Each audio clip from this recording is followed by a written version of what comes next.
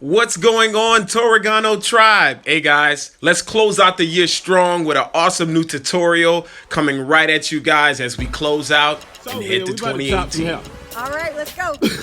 She ready it right. Now, what's cool about Leah is, when do we meet? Let's see. Like for real, for real. Today. This is why I love social media. Today, because I've been stalking you. She has been stalking, and Leah was like, yo, you need a model? Pick me. So we are about to have some fun. Thank you. Guys, I might just have the best job in the world. I get to help others guys with better business, better salons guys, better skill set, and better lives, quite frankly, with this Torregano Tribe membership, simultaneously meeting great models like Leah today and blessing them with these makeovers.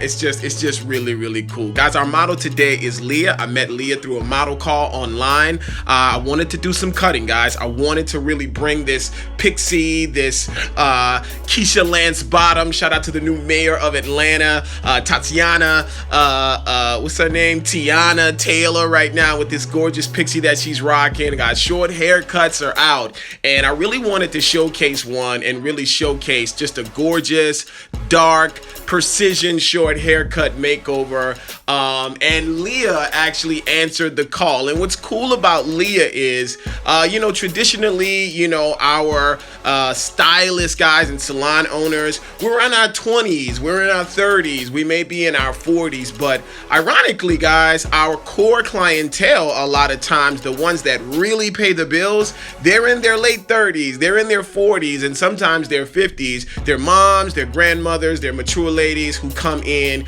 and they actually keep the lights on, if we're very honest. So Leah, when she actually answered the call, man, I tell you, she represented so many of my clients that were in. Leah how she found out about me, guys, was because of her daughter. Her daughter actually is, older. She's not a teenager. She's a grown woman. So when her mom actually came through the door, I'm like, you are gorgeous and you don't look like anyone's mother, and we're gonna just add to that. So we had a great time with her, and we just got right into the makeover and said, let's get started. And she was down for it. She said we could do anything that we wanted. So guys, we're starting off right now to just take off all of the hair we're not going to need. We're using a very fast, quick scissor over comb method, guys, because we're going to go in, do a relaxer retouch. She's been natural, really a virgin relaxer, quite frankly. She has some straighter ends where that blonde is, but the most of her hair is natural, and she agreed to a relaxer. So right now, not really precision with this. We're just trying to kind of create a mock shape of a short haircut, getting rid of the hair that she had with the previous color and starting to get that shape of that short style. Scissor over comb, shear over comb, and then we went right in, guys, with a relaxer retouch, and we just used your classic 3N color glaze. All right, so we just took clipper over comb, scissor over comb to kind of create the shape to get started. We don't want to mold, right? We don't want to color what we know we're going to have on the floor. So after we relaxed, guys, after we went in with the color glaze, of course, neutralize, shampoo, condition, and now we're going to just try to go around that perimeter before we mold. This is very important, guys. With your short styles, as best as you can, try to remove with wet styling, before you start molding, not wet styling, but as the hair is wet, try to remove as much of the hair that you know you're not going to need as possible. The ultimate haircut, or the precision haircut that we're going to achieve on Leah today, we're going to achieve that after it's been molded and dry. But this perimeter in particular, to lay things down smooth, lay things down flat. We know that the nape of her hair, we're going to go in with more of a barber taper. So we really want to create more of like a square shaping in the rear. Again, we use that shear over comb or clipper over comb method to take a good bit of the bulk away. But now we're just using our eye to kind of get a rough idea, a rough draft, as it were, of the haircut that we're going to be creating ultimately on this shape. So we're going around the perimeter, wanting a very sharp, pointed sideburn or nape, or temple area, very tight around the hairline in the rear of the haircut, in the nape, really square in the back. We're going to use a different method to taper that down even further, but we're really focusing right now on the perimeter.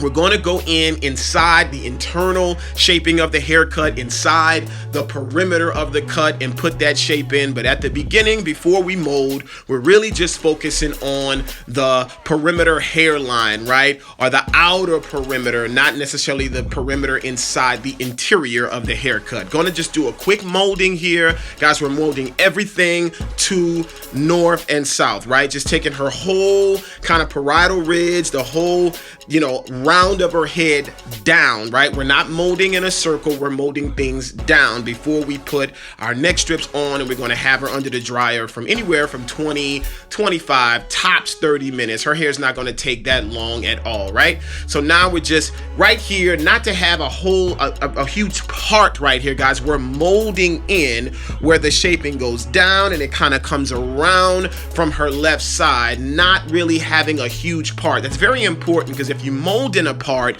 then you'll have a part when you're styling. So we want to mold the hair in the shape that we want the hair to move as we're curling it. Using some of your classic Ampro gel right here, guys, whatever, brown gel or gel, clear gel, whatever your preference is. I prefer the Ampro gel here. Putting on a little bit of oil, guys. I put a little bit of the Pure by Hair Glory Silk Serum on her hair to kind of break up the alcohol that's in the gel, and then layer on that gel just around the perimeter to make sure that things really lay down. There was a fresh relaxer, but we want to be sure as she's under the dryer that everything stays put. Coming around with a few neck strips, guys, to really tighten things up, leaving that top exposed under the dryer for about 25 minutes tops. Great shine, and that particular gel, it's not super duper in hold, so I can comb right through it without any flake, without any hardness in the hair. All right, coming in now, guys, with your clippers. This is about a number 2 guard for wall, about a 2 or a 3 in the oysters if you're using those, but you want about the second guard, about an inch guard, as far as the measuring on there. And we're really trying to focus this right at the nape, right at the bottom of the haircut, to come up maybe about an inch, inch and a half, maybe 2, to create this section that will be the taper. Now, we want things to still be feminine, so we're not going to take the clippers all the way up where the nape meets the occipital. It's at that midway point, kind of midway up on her ear as a measure from the bottom hairline up to about halfway on her ear, guys. We're taking the clipper and we're doing a rocking motion, pulling back to us, being sure to create almost like a line or a line of demarcation. Now we're using that line, guys, as the guide to tape the rest of that nape area, which travels up to the occipital,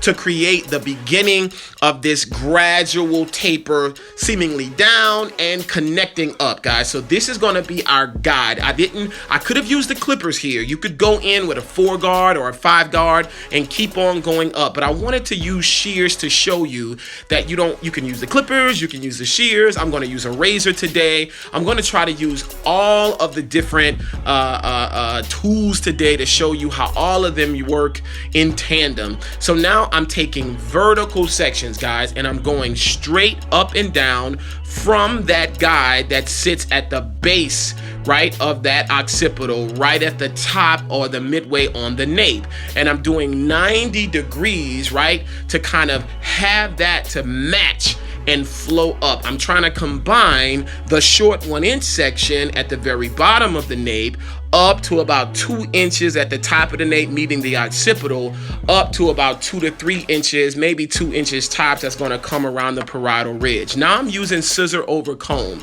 using that as a guide to kind of connect things together. Again, guys, you could use clippers, but I find sometimes because I can quickly create the guide with the clippers, I can go quickly through, not changing guards, not turning clippers on and off, just using my shear over comb method to blend in. You see this technique often done in barbering. Guys, the two, disciplines overlap so often. Barbering is truly just hairstyling, guys, primarily on men. The techniques don't change. Shear over comb, clipper over comb, thinning shears, razor, all of these tools we can use on both our male and female clients. Guys, going back in with that same guard that I used to place in the line, now I'm kind of chipping at that line after I've used the scissor over comb method to begin to taper things down. And whatever guard put the line in, that's ultimately going to be the guard that's going to remove that line as we get things blended. And you're beginning to see, guys, that taper, that kind of classic taper you see on some men with a temple fade. Same idea here. I want to keep the base, the entire head for the most part, very, very feminine, but I wanted that taper in the back to be very barber driven or barber doll inspired. Now we're traveling up, guys. We're traveling up past, now we're in the parietal ridge. We're away from the occipital. We're above the occipital, right above the nape, and now we're taking that same guide that we're having at the bottom, and now we're coming at a slight 45, right? It's a little bit 90, a little bit 45, but I want this to be very short on the sides, right? So this is a kind of a 1 inch, almost 1.5 or 2 inch section, but I'm cutting this down to more of a tight inch that's going to lay on the side. Why is this important, guys? Because I want her to have curls when she likes, but I want her to also be able to wear this look straight or flat. So right now, I'm actually having a little bit of graduation, guys, going up to 45, because the top of her hair, I want that to be longer, 2 inches, 3 inches. So the 45-degree angle allows graduation. It allows taper. 90-degree angles, guys, is an even 90-degree angle, right? Everything is even. I don't want this to be even. I want it to gradually get longer as I go up to her crest line on this short haircut. So then everything begins to connect together. This is haircutting. It's understanding angles, it's understanding lines, and know which goes where and why do we need to use either 0, 90, 180, or 45. Now, everything was relaxed, guys, really, really tight. Came in with the gel and the foam. So I'm cutting this hair, and you see me constantly combing it back in shape, because even though we're going to put some curls in Leah when we're done, I want her to be able to wear this haircut flat. The game was to be able to have the diversity of a smooth, short, flat style if she wanted to go in and finger wave, and long enough if she wanted to put some heat styling in as well. Guys, using vertical sections right here, making sure to kind of take those hard lines away, right? Getting fuller as it goes up to that. You see that line or that part there, that's called the crest line, or kind of the top of the parietal ridge, right? And that is truly that line of separation between where the apex, where the crown, or what somebody would say the top of the hair is, right? And connecting to the sides or the parietal ridge or round of the head. Now, I'm taking about 1 inch all the way around in that U shaping of the top of her hair to lay it on the sides or the parietal or the round. Now, the round underneath, that's going to be the guide that now begins to connect the sides and the top together. So many times, guys, in hair cutting, we want to guess and we want to kind of hope and wish, and that's why there's so much fear in hair cutting. I tell you here today, watch this tutorial, watch others, but you really have to embrace the fact that you must understand geometry.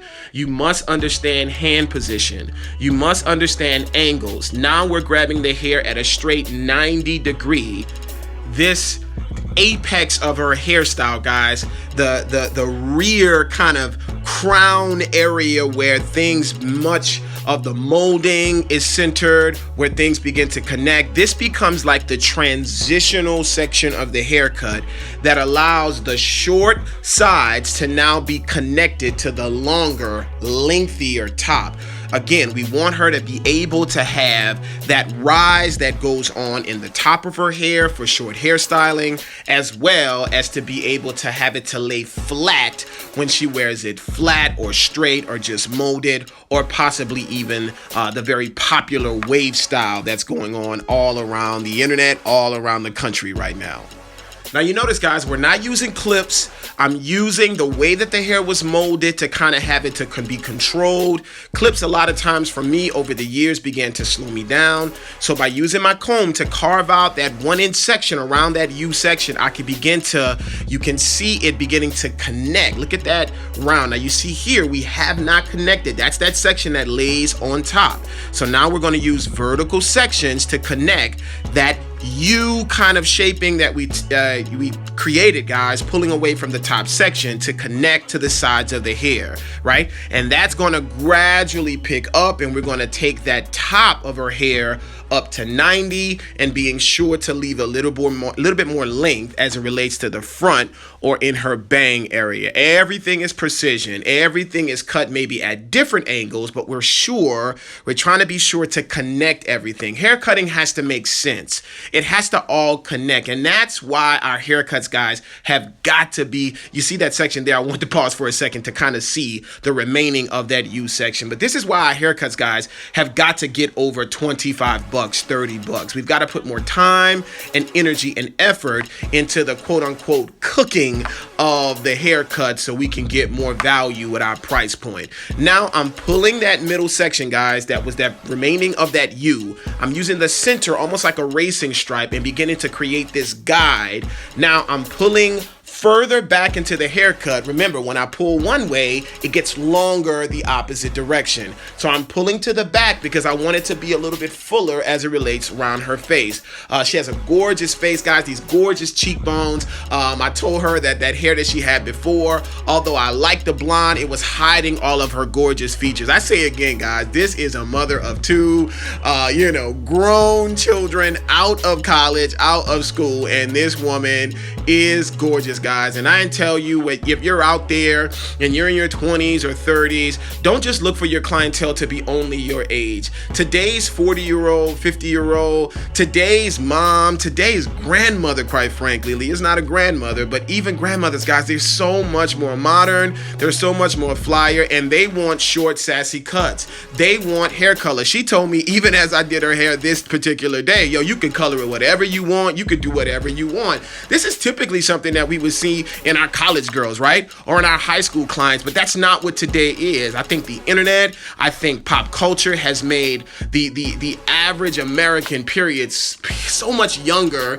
and we really want to embrace having our clientele to expand past our age bracket to go lower or younger than us, and certainly maybe older, but understand that everybody wants style, everybody wants flavor. Guys, now we're finishing up the haircut, all of the different angles on the pretty much the bulk of the haircut, and now we're just using this razor. This razor is by Centrex. You can go in with any of your razor or feather razors, and I'm literally using this razor to kind of take all of the loose hairs away and seemingly connect the crown, the apex, the parietal, the occipital, and the nape, just bringing everything down with a soft kind of gradual grazing or trimming of all of the loose hairs. Be very, very careful with this. That razor is extremely sharp inside. It is a double-sided razor, guys, and it is extremely sharp. I want to make sure that you all know to change that razor out before every haircut to make sure that it's sharp and you can get those great lines, but also be careful with the pressure that you're using because it can go inside of the haircut too much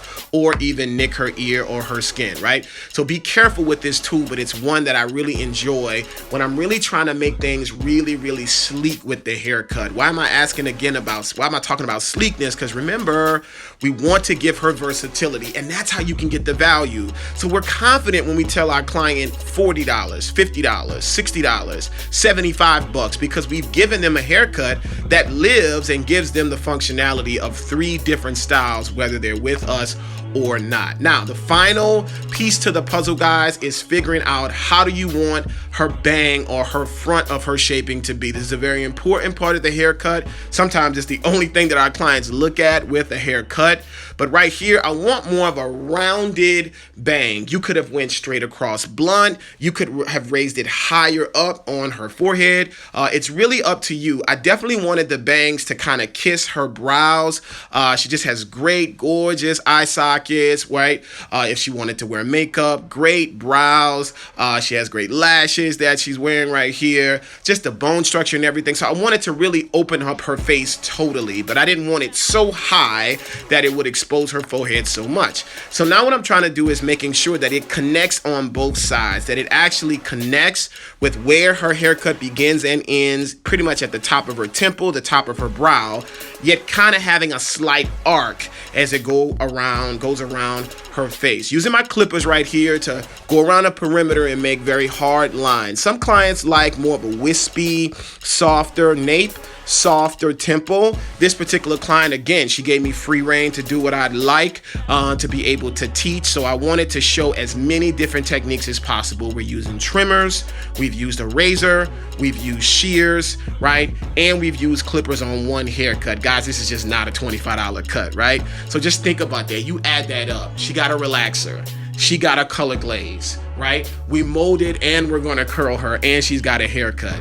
Guys, this is not $40 to $50, guys. Let's be not afraid to charge the clients for these makeovers. Let's not just give everything away. Let them know what you're doing. Let them know what they're paying for. So we're not doing, we're not making our money from so many clients. We're building the ticket per client, and that's how we can get to our quotas on a daily basis. All right, guys, finishing up right here, really sharp. I always love the more triangle, really sharp bang. It just screams femininity. Just finishing up this haircut now, just kind of using my hands to see if I left any pieces out, right? It's really cool right now because she's not looking at a mirror. She's just smiling because I'm telling her how cute this haircut is even before we curl it. Really, really pretty. All right, right? She went, right? Little fade in and out, right? Picked up a little makeup out of her bag. She said, yo, I came prepared. So when you finish, I got my makeup ready. She put a mean red lip. Okay, Miss Leah there, right? Gorgeous. Going in, guys, with the Thermoseal by Influence. I like this product, guys. It's a great kind of mixture of wax, pomade, just a shine product. Really, really great for just shine on the hair, a heat styling. Remember, Thermoseal is the name of the product. Shout out to Influence for this particular product. I just really like products, guys, when I'm curling. I'm not really a huge fan of spritzes and huge hard holding products, so I wanted to put something to kind of thermal protect it. Going in with the this Go Iron, not sure of the name of the company. I'm not a huge proponent of this brand or that brand, but it is a very small, I think it's 425 or 430 on the degrees on this very small flat iron, and this is a great product not only to use on your client for short work like this, to be very quick, keeping that heat all the way around. It's also a great tool to sell to her as she walks out of the salon, especially with short hair. If she's getting a short makeover, that's one of the first questions they ask. How do I take care of it? So you should have these irons on your retail shelf, guys, and sell her the product, the molding foam that you use, the gels if you use that, whatever products. And I know that there's, a belief that if I sell the client the curling iron, if I sell the client the foam that I'm using, they're not coming back. And that's just a myth, guys.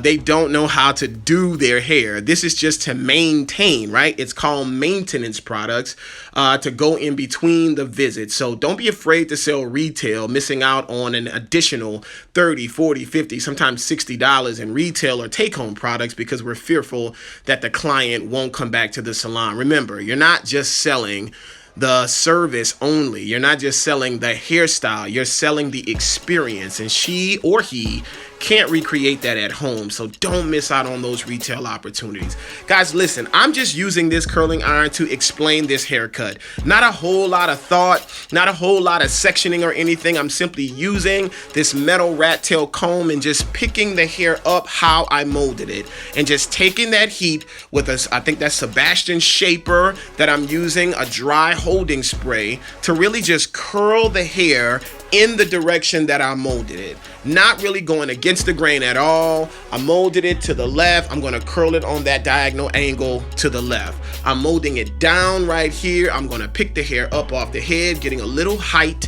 in the center of the hairstyle, the center of the mold, but then just curling it flat down. Really just remember, the mold is just as important as the haircut, is just as important as curling. Sometimes we're hiding or speeding through the haircut and speeding through the mold, and then we do have to do so much work when we're curling the hair. Curling, guys, should take 15 to 20 minutes tops if we actually went in with a great haircut, if we took the time and molded the hair properly, right? So between that Thermosil that we use for influence, the Sebastian Shaper that we're using for hold, this curling, guys, even though the video is slightly sped up, it really should take you no time flat. Remember, the cut is the style, not so much elbow grease that we have to use in the curling.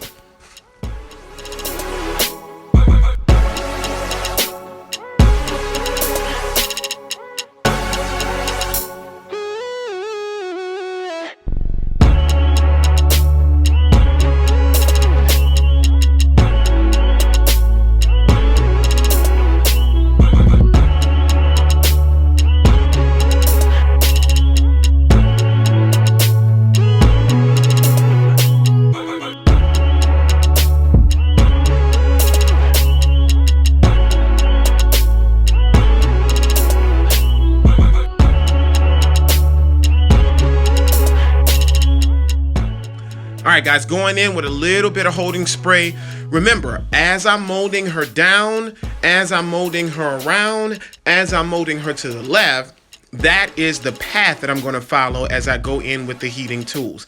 Now, if you're creating more of a mohawk or a flip or some different type of movement, of course, you maybe want to go against the grain and try some different things. But for the most part, I'm really trying to show that whatever you want the hair to look like as she lives with the hairstyle, that's how you should put it and mold it. And this goes true for any time that we're putting hair under a dryer. However you set the hair, that's how the hair is going to have its memory, and that's going to be the easiest way for you to create the look. That's why when we finger wave, guys, wet styling, and we come back with this beautiful wave pattern, because it's a lot easier to create that wave pattern when you put it in the molding. It's a lot easier to create these voluminous curls, guys, when we're putting them in flexi rod sets or roller sets, because that's how it's being told to have its memory. So the same thing here, we molded this from her left side going to the right. So we're literally standing on her right side and just simply picking the hair up, and it's so much easier. The hair has a level of product from the styling foam to the serum that we use, as well as we came behind with the Thermosil, right? So this is, the hair is prepared, so we don't have to put a whole lot of product, a whole lot of spring, a whole lot of spritzes and things of that nature. We're just simply using that heat, controlled heat at 425, I do believe, or higher, on this small curling iron, whatever curling iron that you have as far as ceramics, and we're just creating this look, molding it around right as the hair is molded. Really pretty look from the front, creating these kind of ribbons. Now we're going to break this apart, so it's not don't get so maybe occupied with the idea that it's very linear and a lot of separation. We're going to use our styling comb to kind of connect everything together. The products that we're using, the holding spray and the Thermosil, neither one of them have an extreme amount of hold. It's just from memory. So when we want to maybe freeze the look at the end, you may want to use something a little bit firmer, maybe a spritz, maybe an extra firm hold.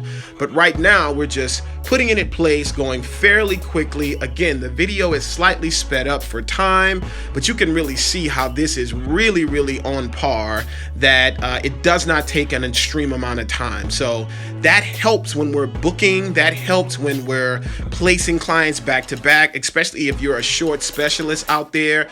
The faster we can make the process, the more we can place the clients in and out without rushing, but being sure that we get the maximum amount of clients for our day in the salon.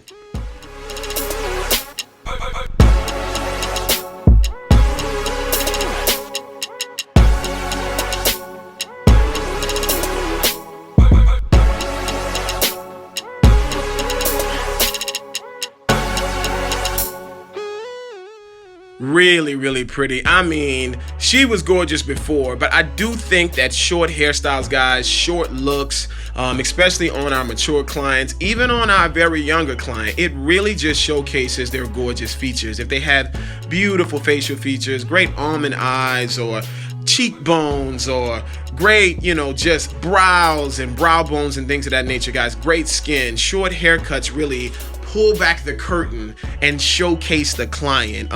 One thing that I know that has helped me over the years in my styling is because I just tried to celebrate the client. It was about my work, but it was about her. It was about the client in the chair. I just used my talents to enhance her. It was never to overshadow the client. And I encourage you, as you celebrate your work online, in the salon, and inside of your clientele, also celebrate the client that's connected to the work. Not just your cut or your color or your weaving or your styling, but the lady or the woman or the young lady or girl that's wearing. And that'll change your experience in the salon as a stylist. It'll change your exchange and relationship with your guests, and it'll truly change your career. Just a little before and after right there, guys. Beautiful cut and finish on our model, Leah. And here is the wrap up on our New Year's tutorial. Guys, happy 2018. Go get them, guys.